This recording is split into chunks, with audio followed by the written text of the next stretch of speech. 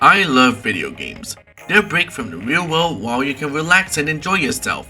Unless you're a competitive player and trying to win. However, there's a type of game that really stuck with me from the very beginning. I went onto the internet, and that is nostalgic games. What I mean about this?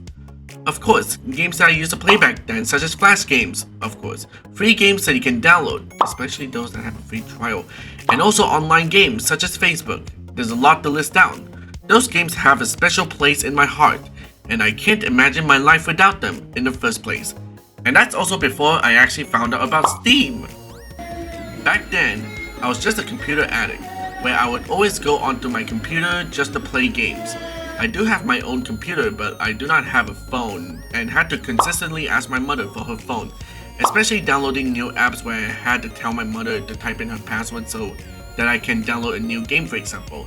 I do remember several of the games I used to play as well as the websites, but others were lost in time, I should say. But hey, sometimes the thought would pop up in my head reminding me of a game I used to play, or maybe there are voice lines of a game that I used to play, and I decided to search up the game myself. First up is a good old website called Y8 Games. Back then, it used to display a ton of nostalgic games like, let's say, circa 2010s or something, and now, what the fuck happened to the website? I looked it up on Internet Archive and compared it to now, and the recent games are just absolute brain rot. Of course, I feel bad for those who had their content turned into brain rot, but probably not the people that wanted to capitalize off of it. Ugh. So yeah, I had to literally use Internet Archive to search for the games. Anyways, it has been such a long time since I visited the website, and that name just popped up in my head recently. Anyways, as you may have expected, as someone who was born back in 2004, I have grown up playing flash games. The noteworthy ones I remember are Chaos Faction 1 and 2, which is kind of like Super Smash Bros. With stamina mode, and you betcha I had a blast playing those, although I had more fun doing... you'll see later on. There's also Whack Your Boss, which is where you can find random items to beat up your boss to unconsciousness or death with. And also, it's a violent blood fest, and I love it. Apparently, as a young boy, it's actually fun. I know there are other games in the series, but this is the one I know of the most. Though the hardest part of the entire game is finding the last item to whack your boss with, which is this hook right here. And finally, there's the Grove series, where you have to figure out the choice order. My favorite out of all of them has to be Grove Valley. I absolutely love the art style of all of the games in the series, but this one has to be my favorite. It's complex.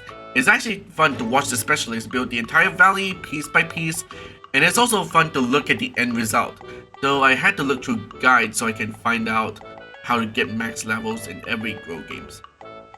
There are also honorable mentions, like the PC breakdown, where you literally have to break your PC with your bare hand. How's this guy's hand not dead yet? 5 minutes to kill yourself, where the goal is to decrease your health bar to 0, though I really like to see all of the ways that the protagonist can use to hurt themselves, resulting in a bloody but humorous result. Bed and Breakfast, which is my favorite tycoon game out of all of them I have tried, where it's a management game similar to Kickmania, and you gotta be quick about it. You can get money to buy upgrades and such to enhance your gameplay, or even automate them if you're lazy. Shop Empire. This game is made by Little Giant World, and I do recommend checking out their games, but this is by far my favorite out of all of them. It's a mall management game where you have to build your own mall with cash while meeting goals in the process, and you get to build a mall in France, Tokyo, and the USA. Yep, I have said those without actually playing the game, that's how you know I fondly remember them. But be careful, there are robbers lurking about, and you'll get a game over if your money isn't in negatives for 2 days in a row. There's also Stickman games, and it's mostly shooting and fighting games. But there's a lot to list down. I know what you're thinking. Can we Stickman? Well, before I known about that, that's a lot I played, but the noteworthy one I know of is Casualty, where you have to kill Stickmen without getting caught by another. And I can't forget about Party Racers series, where you can fly with shit running down from your party and you can buy upgrades as well. Oh yeah, tower defense games. Games where you have to defend your base with whatever turret you can afford, and and all that. I still remember playing Desktop Tower Defense and Strategy Defense 3, and they're both my favorites at the time and probably makes me want to play it again after thinking about it. And finally, there's the Ding Ding series. It's a bloody shooter game where you can customize your character, and I really love how the weapons work in this one. Unfortunately, I'm not even sure what's going to happen after Ding Ding 4, where Project 154 dies, and the series probably ended in a cliffhanger. Of course, there are a lot of games that I have tried and I didn't list down one of them, but I listed down those I find really noteworthy and nostalgic in my eyes, though some of them aren't worth talking about. You guys would definitely find nostalgic games that I'm not familiar with, but I guess it's how I searched for those back then. Anyways, yep, that's a lot of Flash games I had to go through. I used to play in multiple Flash games websites, and that's before I found out that they come primarily from Newgrounds. Well, some of them. To be honest, I guess I was getting frustrated back then with the games and how they played, but there's a website called Arcade Pre-Hacks. Frustrated about how the game isn't going my way, I decided to play on this site instead. And there are things like infinite money, all purchases add money, and so many more to name. I actually loved playing on this website back then, till it eventually grown off me, but maybe this might be a year that I'll start to go back to it. Unfortunately, it has been 4 years since the service got discontinued, but I can't deny that it had a place in my heart. Maybe it's for the better, considering there's vulnerabilities to take advantage of. There are players like Ruffle, and there's also Flashpoint, though in my opinion, the true experience is to actually play it on the website. One downside to this is the resolution that you're getting since you're basically playing on a modern PC, but for some reason my young self doesn't seem to care at all. Maybe the older you get, the more you start to care about problems, I guess. Anyways, that's all for Flash games. It really is the bread and butter of where I found out about games. It's free, it's addicting, and it's really good overall. Probably better than some of the games on Steam as well. Of course, Flash games are actually pretty nostalgic, but you wanna know what's more nostalgic than the one I resonate with a lot? Facebook games. Though I'm not sure if they fall into the same category as well. Despite all of these data collecting nonsense, I certainly couldn't care less when I was a kid back then. I personally find these games really fun, though it could be daunting at times. There's just one bad thing for all the Facebook games I have experienced. Anyways, let's get into them. First of all, are tycoon games. Games that actually let you run your own business, whether it's a restaurant or nightclub, or basically a battle game like Mighty Pirates. Though for some uncanny reason, you gotta have a lot of friends to get a lot more manpower. You know what? Fuck pay to win, we got friend to win back then. Anyways, Facebook games. They're also what I grew up playing with, though it's short-lived because one by one, games are shut down and Facebook slowly lost its luster due to the lack of games, and of course, nearly all of the games I used to play back then no longer exist. There's some worth talking about though. Originally, I was about to say the list of games, but I figured there's just a lot. One thing I can mention individually is Bejeweled Blitz. That's after I found out about Bejeweled 2 on my PC, and I gotta admit, I suck at those types of games. My reaction time is slow, and you only got like 1 minute to match 3 jewels together, and there's of course special jewels where it can clear in the line or clear depending on the color. You can mix 2 of these things and watch as everything on the board get cleared up. It's fun to watch as much as it is addicting. You can also compete against your friends, though I can't even get first place back then because I was horrible at this game. Another one worth mentioning individually is Diamond Dash. It's a matchup game, but this time you click on connecting diamonds. Yep, the adrenaline rush you get from clicking on them fast as you progress through levels, etc. Of course, there's the leaderboard, and it's also one of the games that I sucked at. A lot. Yet another one I want to mention individually is Nightclub City. In this game, you build and manage a nightclub, while you're literally the DJ of your own nightclub. Higher mixologists, higher bouncers, though of course the ridiculous friend to win thing, and you get to progress through levels as well, to unlock new decor, etc. Okay, I've talked about the Facebook games that I used to play. There are many others that I had played, but there's one bad thing about them. And probably the worst part of those Facebook games having in common, and that is Facebook credits. Why are they so hard to earn? They're literally locked behind a paywall and you literally have to buy them, in which it could prevent you from even advancing in terms of progress. Why not make it every time that you log onto Facebook, you get credits, and for people who are impatient, they can buy credits individually. Okay, I get it. It's kind of a common practice for websites back then, but I guess this was just me when I was a kid. People that were born back in the 1990s had it easy, I guess. They have their own debit card, so they can make purchases, but my parents refused to buy me currency to use for games. They're okay with buying individual games, but not currency to be used in games. I heard about Facebook credit hacks, and back then, I believed they're real thanks to just the videos quote-unquote showcasing them. Of course, as I'm significantly older, I already know they're fake because they'll have to somehow tap into Facebook servers to do something. Anyways, that's Facebook games. They're fun, but the god-awful Facebook credits kinda ruined it for me back when I was young. I think they're irrelevant nowadays, but if this video somehow gets viral, maybe I might accidentally cause a resurgence in Facebook games. I don't know, but it'll probably not happen thanks to the YouTube algorithm. Oh yeah, there's also website games I used to go on all the time. Introducing Habbo Hotel. I logged onto the website for the first time in probably a decade and... Anyways, this site is an online social game, and yep, I'm broke, despite my snazzy appearance. What even is Ad Cody anyways? My favorite thing to do back then are banzai battles, and the goal is to have your team cover most of the tiles with your color. I had fun visiting rooms, especially being an airline passenger because that's what I loved back then. I visited the top rooms in there back then, but at sometimes I get kicked from the room for some reason. Crazy rich Habbo Hotel players. I can't forget about standalone games because they're also a part of my childhood as well. Again, there are no Steam games in here because that's before I found out about them. One of my favorites back then has to be Algodo, and honestly, I hated when they were paid back then because it was way too limited due to you being only stuck with a few tools and the inability to load levels, etc. Thankfully, it became free after. I'm not sure how long. What matters is that I had a blast. I sank ships, I enjoyed destroying buildings, I also get to drive or fly vehicles as well. The imagination is what limits you back then. I tried to make my own, but as you may have guessed it with my 8-year-old brain, I suck at it.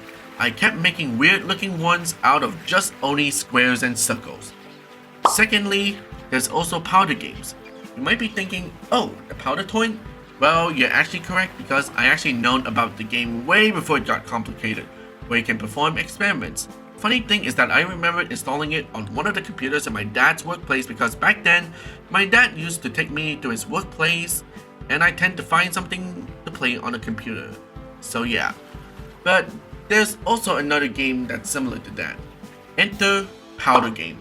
Powder Game has the same characteristics as the Powder Toy, but it's a lot more simpler and the menu is kind of unorganized. Like the Powder Toy, it does have a feature where you can showcase your creations, and to be honest, they're nostalgic. Yeah, I had to search a lot just to find something I actually remember seeing. I only use the game just to screw over people's creations by blowing them up. And yeah, that's about it. There's also individual games that I used to play, despite the dreaded time limit. Ugh. Here's the story. It was the late 2000s, and I used to have a compact PC that's filled with games with time limits. My solution to fixing the dreadful time limit back then? Reset the entire computer. Sure, it wipes out my whole progress, but I do not think that I cared at all. Since, yeah, I was very young. There's standalone games that I have played back then, such as Bejeweled 2, where like Bejeweled Blitz is a matchup game and I used to play puzzle mode all the time. And I love the ending sequence. Bookworm, where you have to match letters to get a word, and if you have a longer word, you'll get more points, but watch out for the burning tiles, bricks of Egypt as well as Atlantis, where the goal is to clear off all the bricks while encountering power-ups and power-downs, and of course, there's a life system. Chuzzle, where you have to match 3 or more chuzzles together and level up in the process by sliding. Cake Mania, where you have to be quick with your mouse movement, and you can use the money you have gotten to buy upgrades. There are also other games that are worth mentioning that since I'm not going to bother typing all of it, such as Insaniquarium, Zuma Deluxe, Hamster Ball, Peggle, and of course I can't forget about 3D Pinball Space Cadet. But the one I found out about most recently, Wonderland Secret World. I want to talk more about it after I searched Stinky and Loop game in the search bar, and that's what it came up as. In this game, you control 4 protagonists, Stinky, Loof, Pig, and Kuki. Though I'm not sure if there's more. I played through it and I can't seem to get past the levels despite being a level skip option, but I'm not that type of person to do so, of course. But hey, at least I actually got done past a lot more levels than when I was a kid, because I still remember being stuck in a level where there's just Stinky Aloof there. Anyways, in this game, you have to collect keys and reach the end of levels through a space you landed. It starts off peaceful with no hostiles, and it's just the time limit that is the enemy. But then the game starts introducing chompers that follow the protagonist, depending on their color. And to this day, I still can't even beat the game. I may do that one day, but knowing me, I scream at the most simplest things. The soundtrack is a bop though, with its cheerful vibe and instruments. Of course, there is actually a time I want to play those again for a burst of nostalgia, but most of the time I can't, because I'm way too busy with a lot of things as of recently. I do want to get to rediscovering games that I used to play back then, depending if I find it familiar or I know what the game is about, etc. Wait, did I forget about Minecraft? Oh yeah, my first exposure to Minecraft was with the Minecraft PC Gamer demo, where you have 100 minutes or 1 hour 40 minutes to explore everything, with a chest that contains goodies upon starting the world.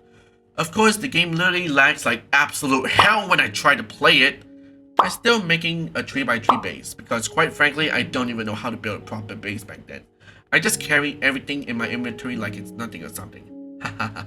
I still remember the joy I had when I first found diamonds, and the first thing I crafted is a diamond pickaxe, because I love mining. And lastly, smartphone games. Remember how I said that I used to grab my mother's phone to play games on it? That's actually what I did back then. I do have favorites such as Subway Surfers, Piano Tiles 2, Temple Run, The Sims Free Play, also one of my very first exposures to the Sims series. Sims 3 is still my favorite, by the way, nostalgic and fun. And also Minecraft Pocket Edition, both the full version and the demo version. To this day, I still kind of wish we can log into Facebook for this, so that we can actually get our data back and reminisce how much progress we have made. Like for example, Piano Tiles 2 and Subway Surfers. There used to be a Facebook-based leaderboard so that we can compete against friends, and I still remember getting a few million points in Subway Surfers, as well as raging hard in the Can level in Piano Tiles 2. I mainly wanted for Piano Tiles 2 because I still have the skill set, and apparently I'm faster than my young self in terms of skills, and I want to go back to where I came from without having to start all over. So there you have it, nostalgic games. I had a vast history from all of them, and there's indeed so much that stood out to me. There may be other games that I didn't know that actually released during my time period, but I have never played it that people do find nostalgic, but the ones that I came across without searching is what gives me the most nostalgia. Games like the world's hardest game probably blew up not because of nostalgia, but because of its sheer difficulty, but that didn't give me nostalgia because I do not even know about the game back then. Anyways, that's all for this Talk Time episode, nostalgic games that I wanted to share with you. While some of you may not find it familiar because we had a different game search range, it's alright. I would like to know the games you used to play back then by randomly finding it, so feel free to comment below about what games you used to play back then, whether if it's from the Grow series or a Stickman game or something else. I would love to know what's yours. That's all for this episode, and I'll see you next time.